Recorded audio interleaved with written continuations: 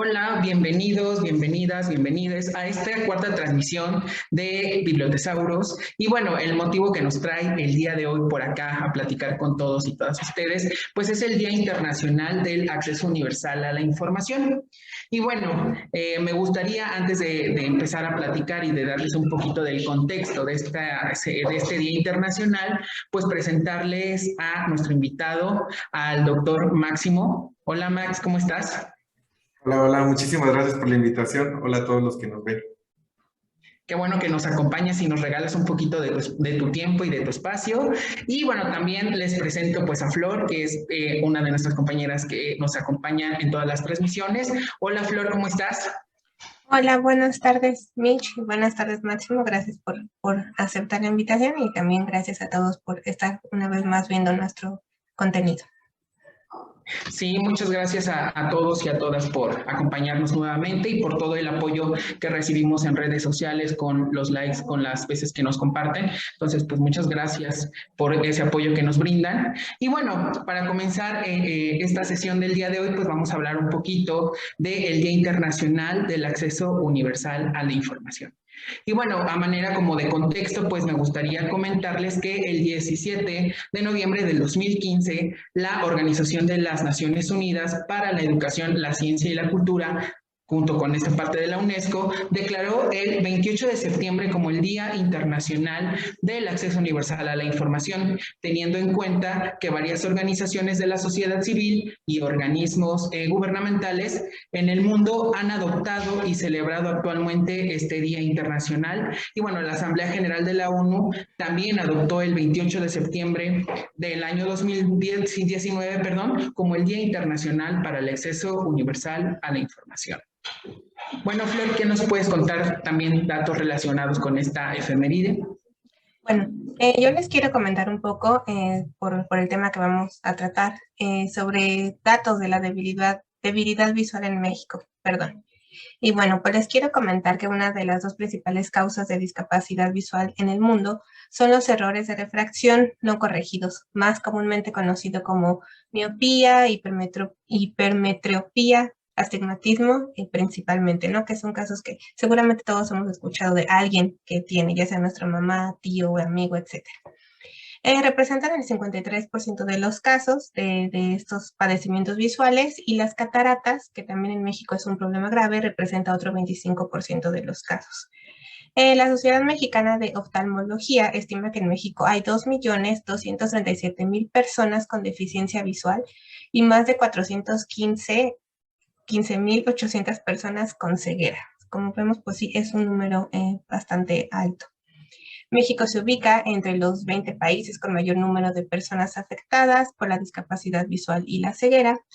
Y por último les quiero comentar también que la catarata, la retinopatía diabética, el edema macular diabético, el glaucoma y la retinopatía de bebés prematuros son otras de las principales complicaciones visuales que hay en México.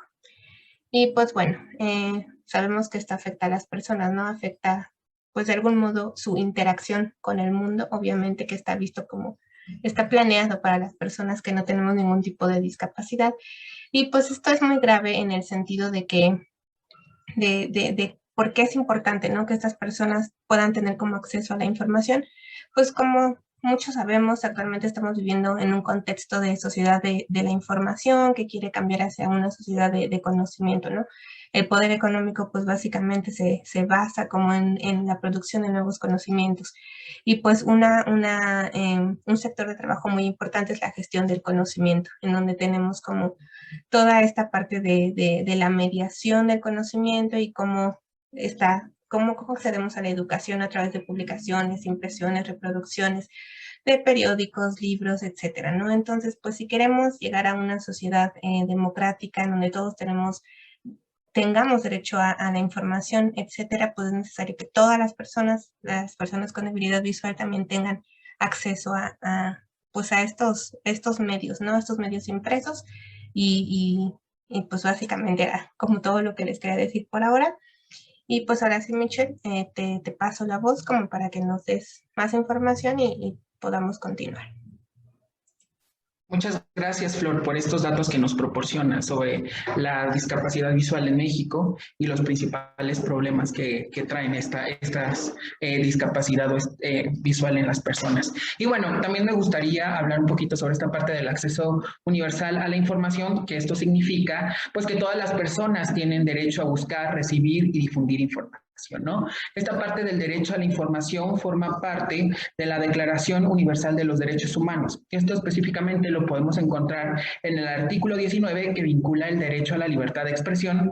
Los medios de comunicación también juegan un papel importante para informar al público sobre temas de interés, pero también se basa en la capacidad de buscar y recibir información. Por lo tanto, pues también esta parte del derecho al acceso universal a la información también está ligado con otros derechos como el derecho a la libertad de prensa, ¿no?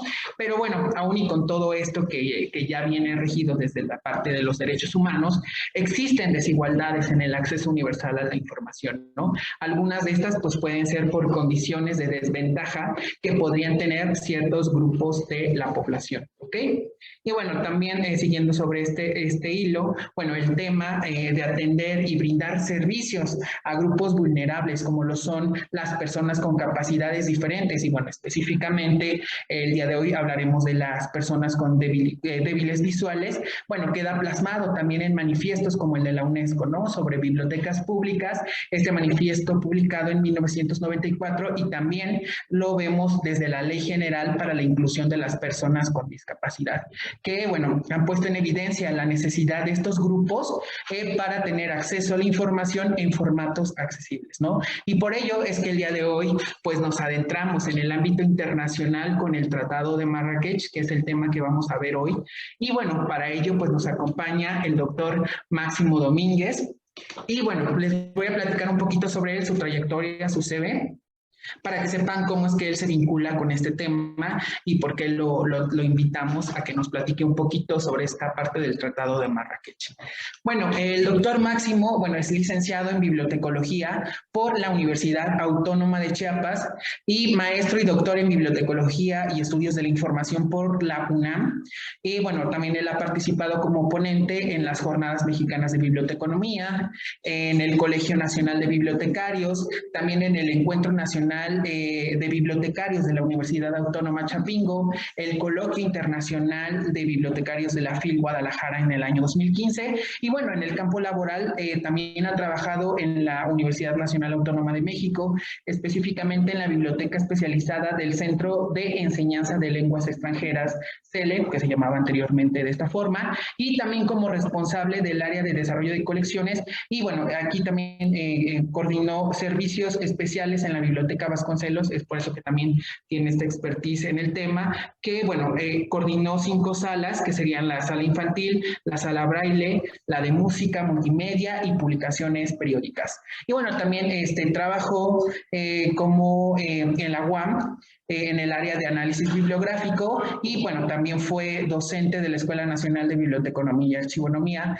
que ahí fue donde nos conocimos, él fue mi profesor en la licenciatura y bueno, también fue jefe de la unidad departamental de la biblioteca de la Escuela de Administración Pública del Distrito Federal y bueno, también trabajó en la biblioteca Daniel Cosío Villegas en el Colegio de México y también trabajó en la Hemeroteca Nacional de México en el Departamento de Catalogación y bueno, actualmente es jefe del Departamento de Catalogación de la Biblioteca Nacional de México. Y bueno, como ven, pues tiene una larga trayectoria, perdón, a pesar de ser muy joven, pues ya tiene un largo camino recorrido en esta profesión que nos une, que es bibliotecólogo. ¿Ok?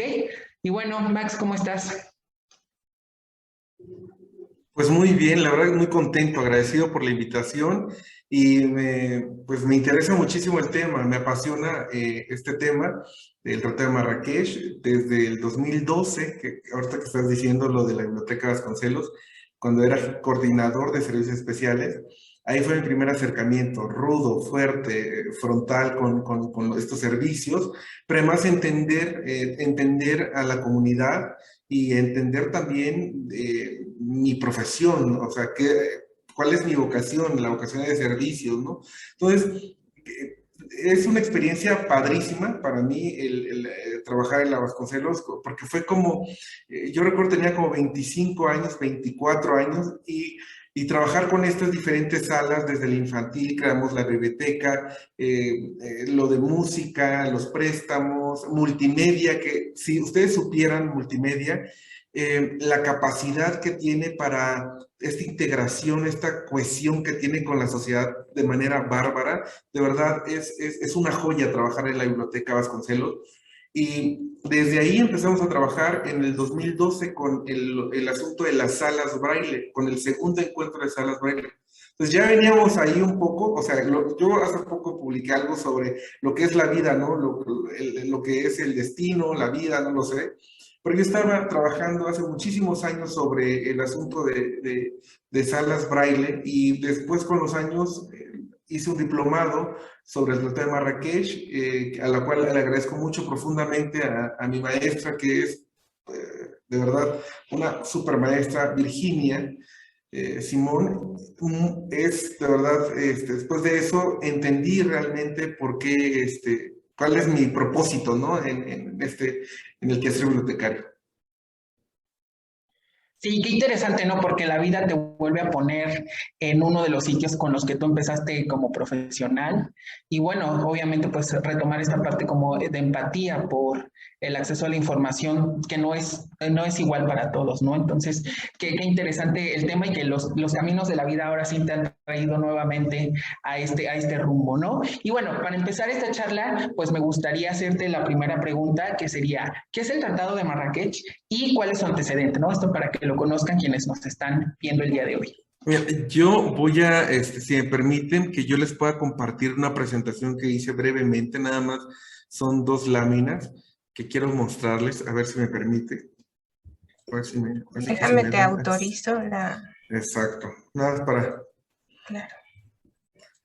Bueno, lo interesante del Tratado de Marrakech... Ya en cuanto gustes, ya se puede...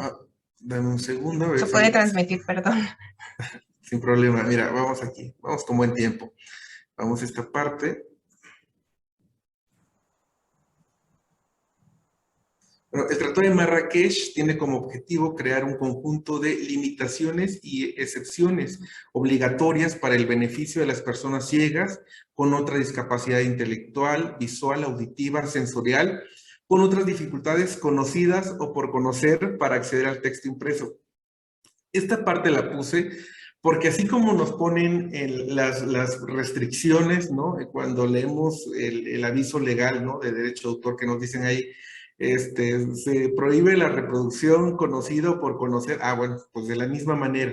El Tratado de Marrakech es un tratado de derecho autoral internacional con misión humanista y centrado en las limitaciones y excepciones.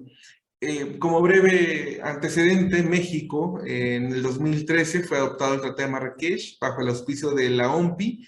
En el 2014 México firma, 2015 México ratifica y en el 2016 entra en vigor, que en este caso ya viene toda la parte de la implementación. Se hizo, claro, adecuaciones al tratado adecuaciones a la ley autoral, como exige el Tratado de Marrakech. Aquí no nos vamos a detener más de lo habitual para que podamos entender que en estas fracciones fue donde se hizo algunas modificaciones para que estuviera acorde a lo que tiene o lo que menciona el Tratado de Marrakech. El Tratado de Marrakech, los principales aportes son visibilizar derechos humanos de la Convención sobre los Derechos de las Personas con Discapacidad, las bibliotecas como principales entidades autorizadas, facultades a realizar sin ánimo de lucros, ejemplares en formatos accesibles. Este Tratado de Marrakech trae una amplitud de beneficiarios, no solo ciegos y débiles visuales, eso tiene que quedar muy claro. La amplitud es de lo que estamos hablando al principio, ¿no? Si hay personas que viven con discapacidades sensoriales, cognitivas, etc. También aporta una diversidad de formatos que pueden ser en formatos accesibles, ya sea en audio, puede ser textos grandes, el braille, por supuesto, dual, macrotipo, en fin, etc. O sea, abre la posibilidad para poder que las personas puedan acceder a esos materiales. Y también el intercambio transfronterizo entre los países que ya pues pasaron estos procesos de ratificación, implementación, etc. Entonces, el Tratado de Marrakech, yo lo veo, hay desafíos, pero nos vamos a detener si quieres en esta parte, porque estoy seguro que ustedes me van a querer preguntar algo más, pero el Tratado de Marrakech, donde yo lo quiero centrar, es en esta parte. Es con los objetivos principales de crear un conjunto de limitaciones y secciones obligatorias para el beneficio de las personas ciegas con otras discapacidades intelectuales, visuales, auditivas, sensoriales o con otras dificultades conocidas o por conocer para acceder al texto impreso.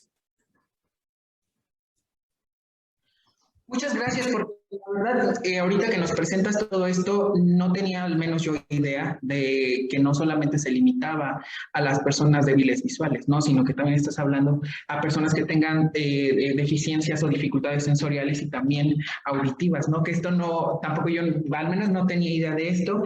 Y también esta importante labor de armonizar varias leyes, ¿no? Para su implementación, ¿no? Que eso también no es algo sencillo y que obviamente pues hay varios actores y agentes involucrados dentro de este proceso, ¿no? Y que también pone a la biblioteca como el centro, ¿no?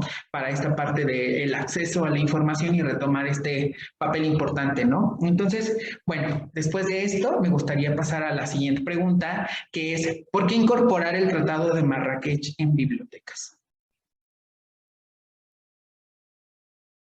Sí, perdón. Me parece que las bibliotecas son fundamentales para que se logre el Tratado de Marrakech. O sea, es decir, el Tratado de Marrakech da viabilidad a estos derechos de esta convención en el asunto de, por supuesto, mejorar la educación, igualdad, equidad.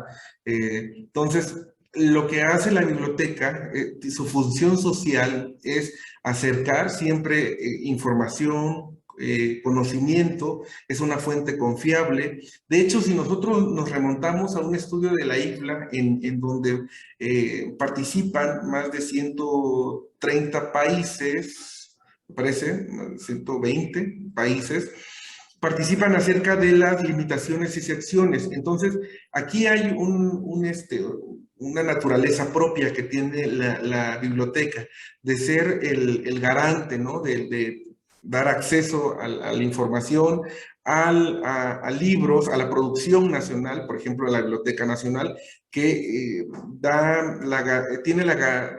tiene que garantizar la producción a nivel nacional. De todo lo que se produce en el país, tiene que estar una copia dentro del acervo de la Biblioteca Nacional Digital. Bueno, esto es el deber ser, ¿no? Pero vale la pena recordar que la mayoría de las editoriales no cumplen, entonces, pues el deber ser está ahí. La mayoría de las bibliotecas nacionales son depositarias, ahí tienen a resguardo esos materiales para que se puedan consultar por las personas. Las bibliotecas, por su misma naturaleza, tienen este sentido social de poder ser las que puedan transmitir información. Tienen también, se han ganado a lo largo de muchos años y mucho trabajo, no es de que de la noche a la mañana ya tenga este reconocimiento social, no. Se han trabajado por mucho tiempo pues sí, este reconocimiento social que tiene la biblioteca. Y por eso es que es un aliado fundamental para el Tratado de Marrakech. O sea, si nosotros vemos la historia del Tratado de Marrakech en Argentina, podemos encontrar que los que empezaron a trabajar para que se pueda abrir o para que se pueda pues flexibilizar la ley autoral fueron los mismos bibliotecarios. O sea, salió desde bibliotecarios al Senado, recuerdo que era como el lema. Entonces, sí hay una participación activa tanto de la biblioteca como de los bibliotecarios para que puedan estar, para hacer valer el Tratado de Marrakech. O sea, de hecho, ahí aparece en el Tratado de Marrakech que estipula que las bibliotecas son entidades autorizadas. O sea, no hay más. Ahí está en el tratado. De aquí de todo eso que nos has compartido, pues sí, creo que es importante ese aspecto que mencionas, ¿no? El respaldo de las asociaciones internacionales como la IFLA, ¿no? Que también por ahí hizo algunas directrices o algún documento relacionado con esta parte de la implementación del Tratado de Marrakech.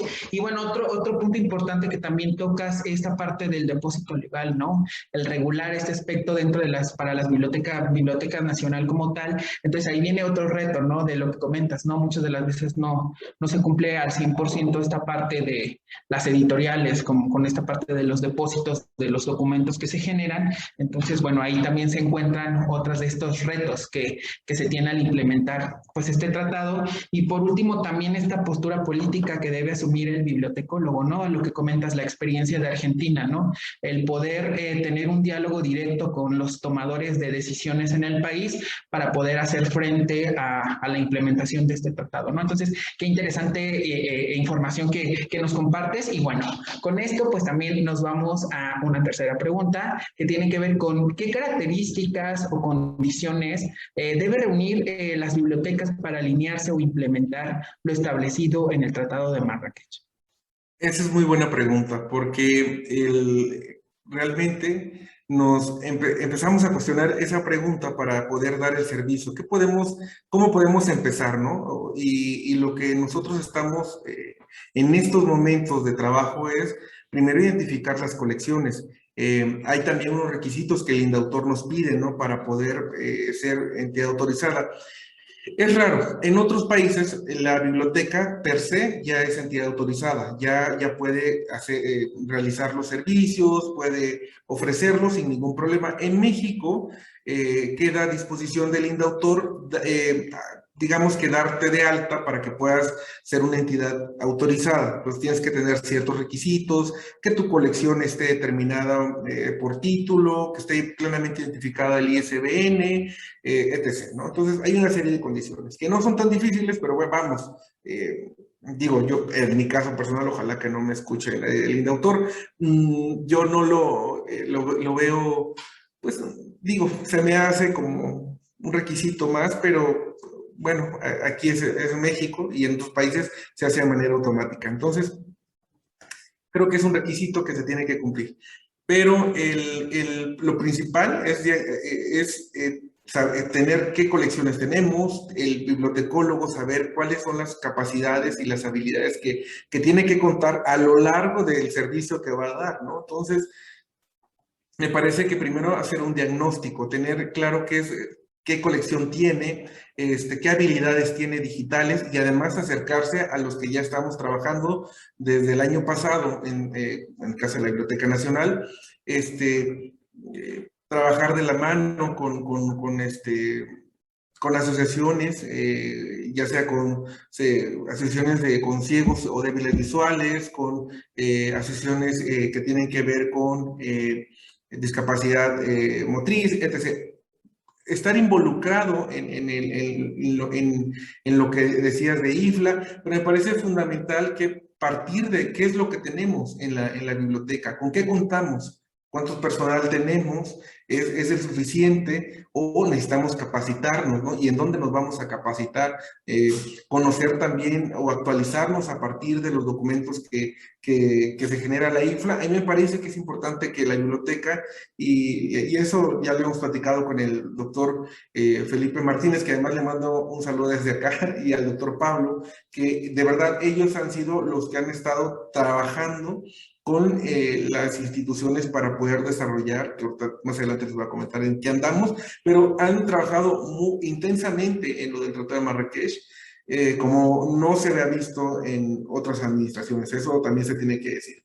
Entonces, me parece que lo que tenemos que hacer es como hacer un diagnóstico, un balance de qué tenemos, con qué personal, con qué colecciones, qué servicios damos, y también identificar que no tiene que ser absoluta. Lo que aprendí en el diplomado es que no necesariamente tienes que comprar como aparatos, ¿no?, tiflotecnológicos, ¿no?, sino tú puedes utilizar tu celular con las herramientas que se aplican aquí, con cómo escanear un documento, con OCR, cómo pasarlo a voz. Hay programas ahí muy interesantes en donde podemos también trabajar, ¿no? De desarrollar esas habilidades, que eso me parece que es un buen tema que no se ha tocado en estos momentos, el desarrollo de habilidades específicas para formatos accesibles.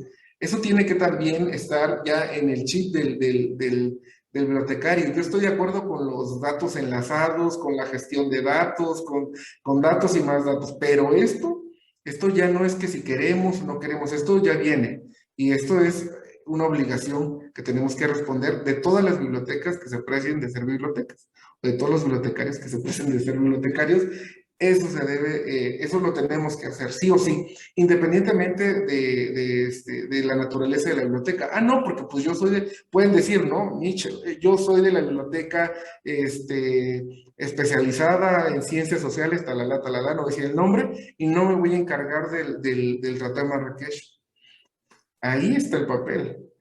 O sea, si hay un requerimiento de una persona con discapacidad hacia la biblioteca, tiene la obligación la biblioteca de poder responder esa solicitud. Eso sí, así es. No, y tampoco, como ellos mencionan en las charlas que hemos tenido con las personas con discapacidad, no es que no les venimos de alguna manera como a solicitar de manera de que a ver lo que quieras, como una limosna. Es una obligación, o sea, eso sí me queda claro.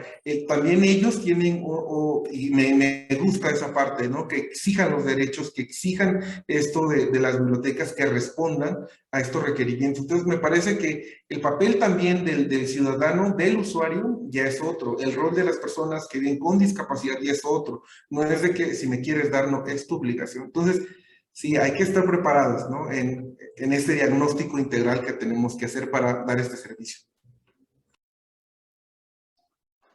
Sí, pues estos puntos que tocas y que mencionas, ¿no? Esta parte de todo lo que tiene que ver con esta parte de la biblioteca, ¿no? Con este diagnóstico, con las propias instalaciones, con los propios servicios y las colecciones, ¿no? Con esta parte de ir desarrollando habilidades digitales, y creo que también esto podría ser algo que pues, se podría tomar desde la parte de la formación del bibliotecólogo, ¿no? Desde pues que uno está en la escuela, pues igual ser más empáticos con este aspecto o este tipo de usuarios que también son parte de la comunidad y que a veces pues los invisibilizamos, ¿no? O no pensamos en ellos. También otro punto que me gustó mucho de lo que tocas es este trabajo en equipo, ¿no? Porque muy pocas veces se logra hacer trabajo en equipo con otras personas, ¿no? En este caso, pues, tú hablabas sobre asociaciones o instituciones que atienden a personas débiles visuales o con alguna discapacidad, ¿no? A veces nosotros trabajamos de manera aislada o se trabaja,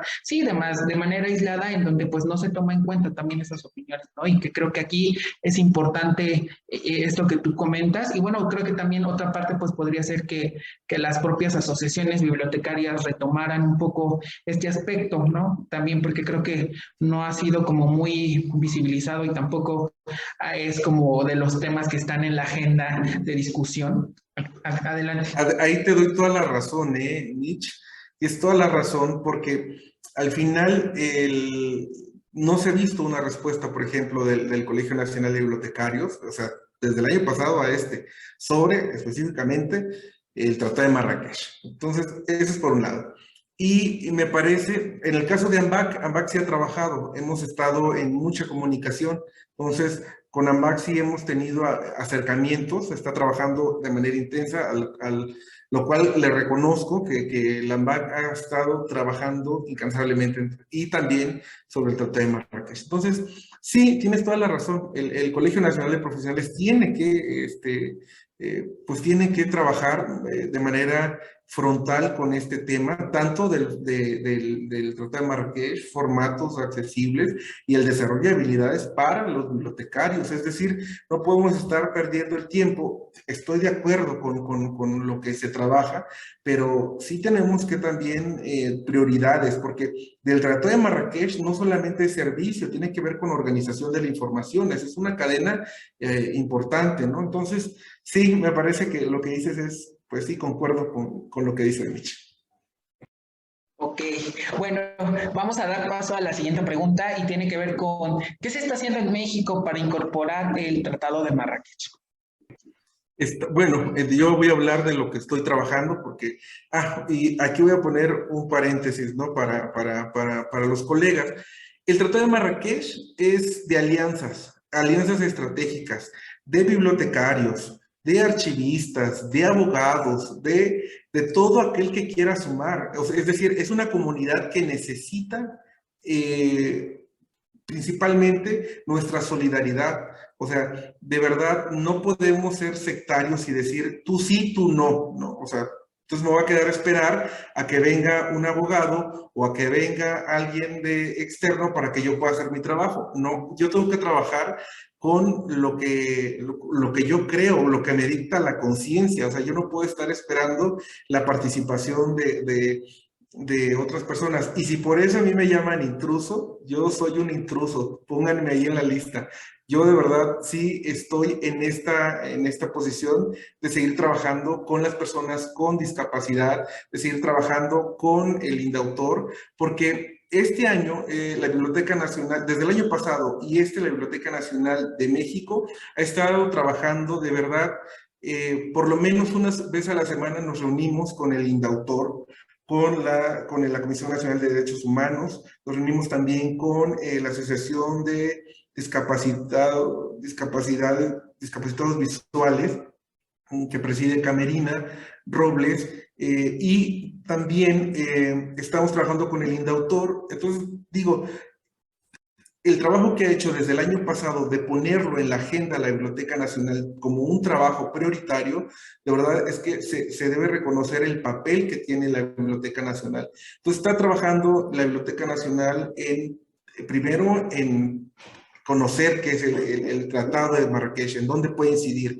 Y segundo, ahorita estamos trabajando en un foro, el cuarto foro, Derecho a Leer, que ese va a ser el 21 y 22 de octubre. Les pido perdón si mis perritos están ladrando, pero ya saben, los que tenemos perritos, gatos, ya saben que es el pan nuestro de cada día. Y mil disculpas, son parte de nuestra familia, de verdad, no podemos hacer más. Pues sí, está trabajando desde el año pasado, hemos estado dando conferencias en LAMBAC, estamos dando conferencias con las bibliotecas que nos solicitan, hemos estado haciendo una labor de promoción fuerte. Me parece que también estamos trabajando con departamentos de servicios específicamente para saber cuál es la colección que tenemos y poder mejorar nuestro catálogo. Y bueno, es lo que nosotros estamos haciendo, trabajando también con el INDAUTOR. Nos han invitado a foros al doctor Mora, que es el director de la biblioteca y la hemeroteca, y el coordinador, que es el doctor Felipe Martínez. Los han invitado a trabajos de la OMPI en otros países. Entonces ha sido un trabajo fuerte, un trabajo de ponernos de acuerdo, de escuchar las necesidades de las personas que viven con discapacidad, es decir, realmente entender que esto que vamos a hacer va a tener una repercusión social importante. Eso a mí es lo que me gusta, ¿sabes? O sea, es decir, más allá de otra cosa, es que mi trabajo se va a ver reflejado. O sea, que lo que estoy haciendo, lo estoy haciendo porque es la labor de servicios, porque tiene una causa. Entonces, sí, hemos estado trabajando desde el año pasado, de manera intensa, y el 21 y 22 de octubre vamos a tener nuestro foro de Derecho a Leer con personalidades de primer nivel. De verdad, va a venir van a haber charlas de la OMPI, de la Comisión Nacional de Derechos Humanos. El esquema de trabajo es así. Vamos, por un lado, a entender qué es el Tratado de Marrakech, cuáles han sido los retos en la implementación en México, quienes están involucrados, por supuesto, y el segundo día de trabajo va a estar sobre los formatos accesibles, cómo se hacen, quiénes lo hacen y por qué lo hacen, y bueno, en fin, los formatos accesibles. Y después viene la parte de las bibliotecas. Entonces, las bibliotecas que están interesadas y que debemos de formar alianzas. También una de las cosas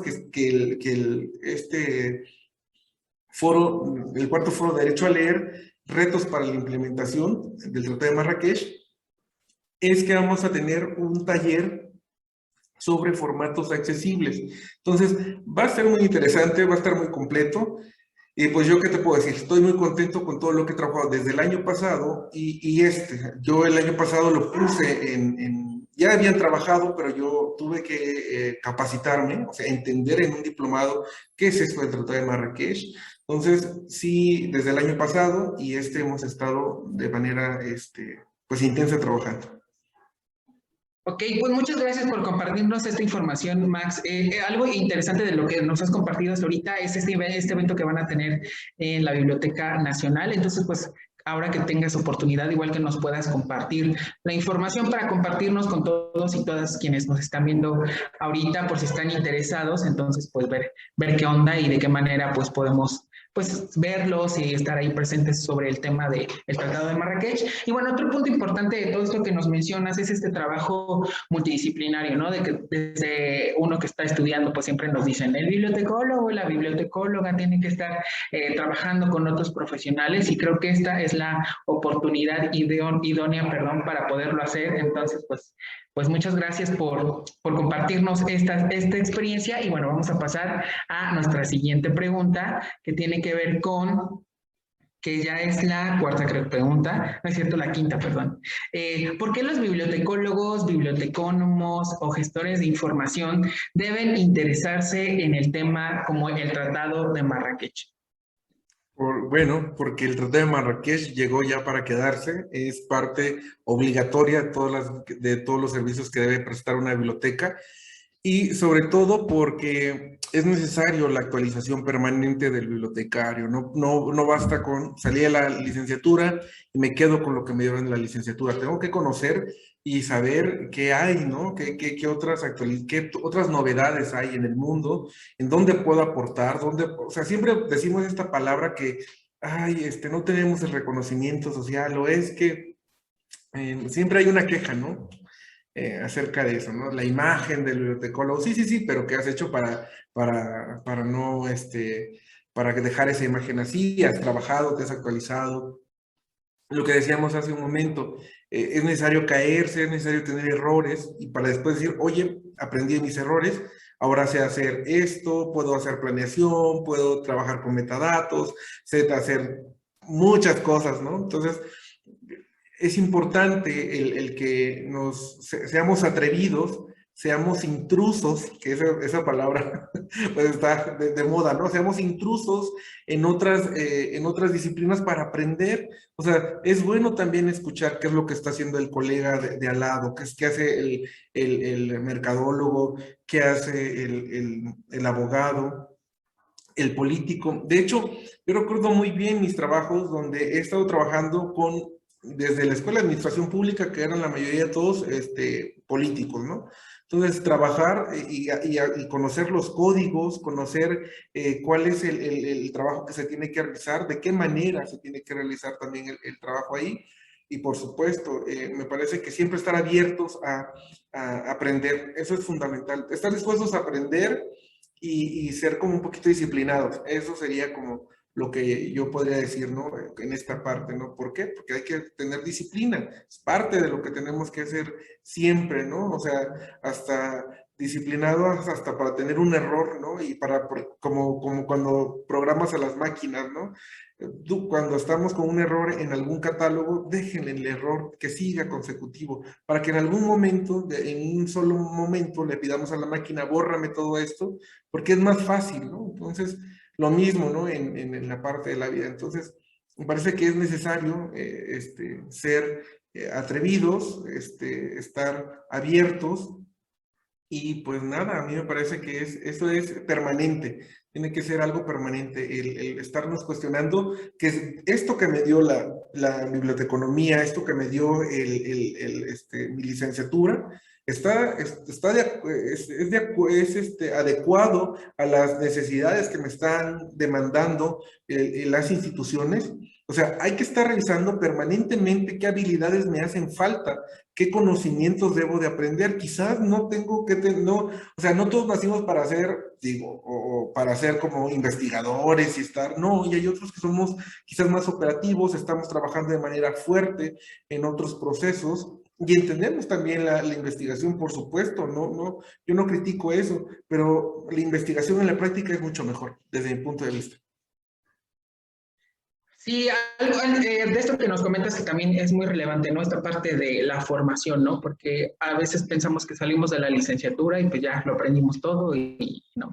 Y creo que esto es algo que ha coincidido con los 3 invitados e invitadas que hemos tenido anteriormente, ¿no? Que hacen hincapié en esta parte de la formación y que han tenido que prepararse en ciertas cosas para poder atender o resolver problemas, ¿no? Como en tu caso, este diplomado que tuviste que tomar sobre el Tratado de Marrakech, entender cómo funciona y cómo, de qué manera yo desde mi perspectiva como bibliotecólogo, cómo lo puedo implementar, ¿no? Entonces, eso es muy importante y también me recordó mucho la clase que tuve con la doctora Elsa Margarita en la maestría, que siempre decía, ¿no? Esta formación a lo largo de la vida, ¿no? Nunca dejamos de aprender.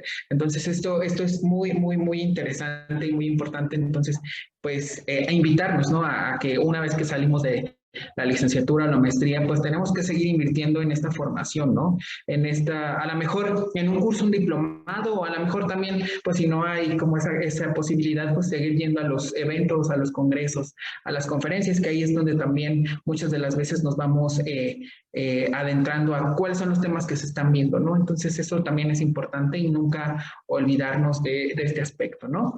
Y bueno, para cerrar pues esta charla, pues bueno, la participación como en general, pues me gustaría solamente dejarles una reflexión, que este es un artículo que se escribió en el año 2009, que se llama Apuntes de lectores y lecturas, de Dean Lerman González, y fue, como les comento, publicado en 2009, y bueno, menciona que en total de las 7,000 y algo de bibliotecas públicas que existen en todo el territorio mexicano, solo encontró que 50 bibliotecas cuentan con servicios para débiles visuales, ¿no? Lo que representa un 2% del total de las bibliotecas públicas en el país, ¿no?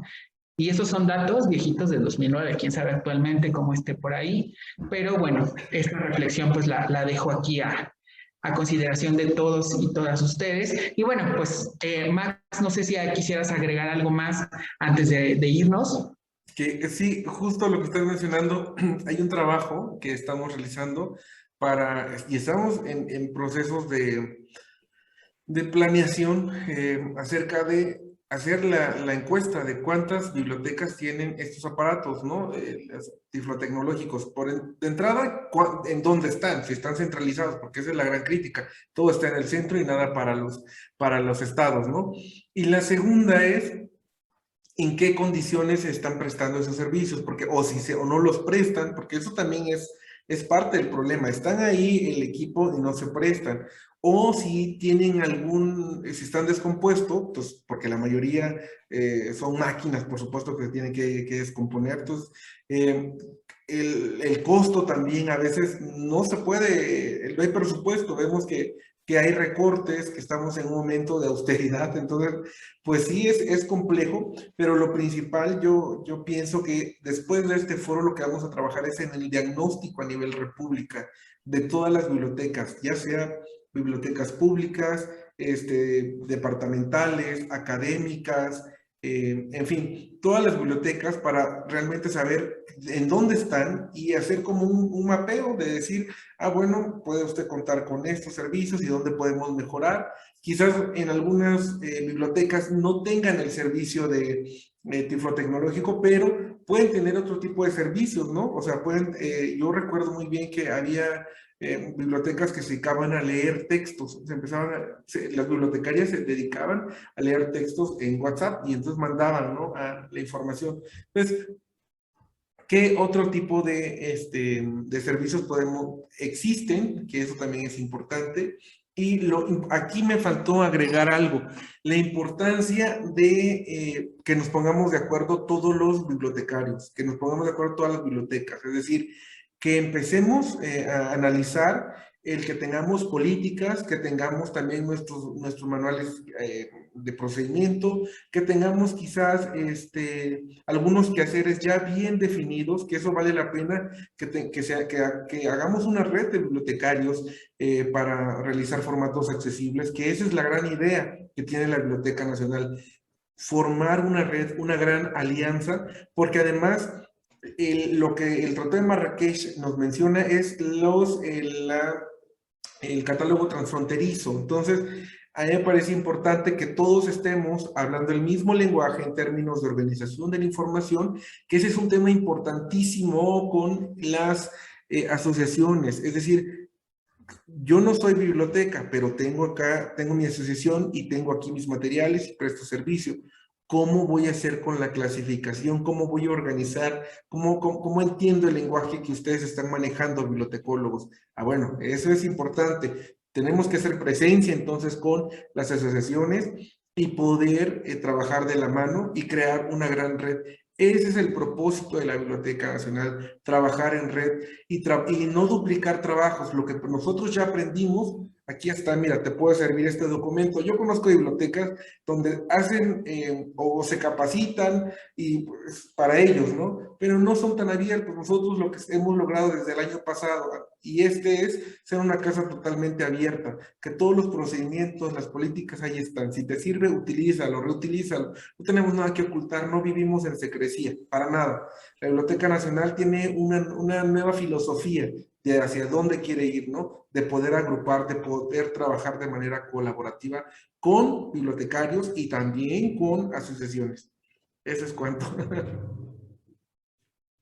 Sí, esto es bien importante, ¿no? Como dices, ¿no? El trabajo que se hace, que no solamente quede en el interior de las instituciones, ¿no? Si alguien necesita el apoyo del bibliotecólogo para organizar alguna colección que sea útil para las personas débiles visuales o con alguna otra capacidad diferente, pues que nosotros también sirvamos de apoyo, ¿no? Creo que ese es uno de los grandes pilares de nosotros como bibliotecólogos, ¿no? Esta parte desde la bibliotecología social. Y bueno, otro punto importante que de este último que nos comentas, esta parte de rescatar las experiencias, ¿no? A lo mejor como comentas, hay quienes no tienen la gran infraestructura, pero se la han ingeniado de ciertas formas para poder atender a este tipo de usuarios, ¿no? Y creo que siempre esta parte de rescatar las experiencias de los demás puede servirnos de mucho para poder generar alternativas y no limitarnos, ¿no?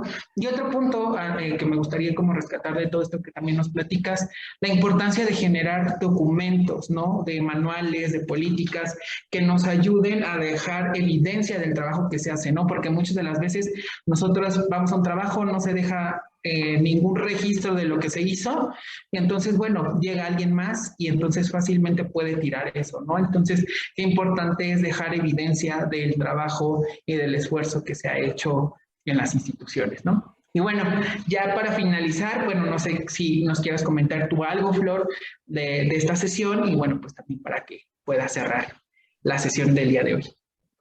Bueno, pues también te quiero, bueno, gracias Mitch, también gracias Máximo por toda esta información que es muy interesante y educativa, sobre todo para mí, que yo, bueno, yo no soy bibliotecóloga de formación, pero sí me considero usuaria, obviamente he usado bibliotecas como estudiante y pues siempre se aprende mucho y es como muy importante rescatar todo lo que sucede, ¿no? Que tú como usuario muchas veces no sabes si vas a una biblioteca y no sabes que vas a poder encontrar esos servicios, ¿no? Como tú comentas, es muy importante exigir y no solamente como pues hacer lo que ellos nos digan y no ser como más, pues más exigentes con lo que necesitamos.